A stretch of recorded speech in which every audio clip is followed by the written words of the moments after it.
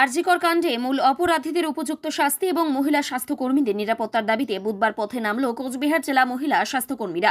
আশাকর্মী থেকে শুরু করে মেডিকেল কলেজের অন্যান্য মহিলা কর্মীরা এদিন বিক্ষোভ মিছিলে সামিল হন। কোচবিহার রাসমেলা ময়দান থেকে শুরু করে তারা কাচারি মোড় পর্যন্ত এই বিক্ষোভ মিছিল করেন। তাদের প্রথম এবং প্রধান দাবি নিরাপত্তা। মূলত রাত্রিকালীন যে সমস্ত মহিলা কর্মীরা হাসপাতালে কর্মরত অবস্থায় থাকেন তাদের নিরাপত্তা অত্যন্ত প্রয়োজনীয়। একই সাথে স্বাস্থ্যকর্মীদের সাথে ভালো ব্যবহারের দাবি তুলেছেন তারা।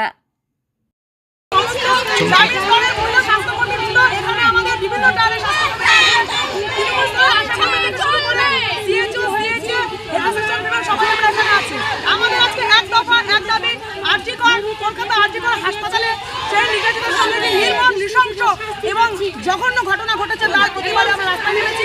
এই প্রতিবাদ আমাদের চলতেই থাকবে, এটা এখানে থামার নয় যতদিন না পর্যন্ত আমরা এর সুবিচার চাচ্ছি এবং কর্মক্ষেত্রে মহিলাদের নিরাপত্তা সুনিশ্চিত করতে হবে, এটাই আমাদের দাবি।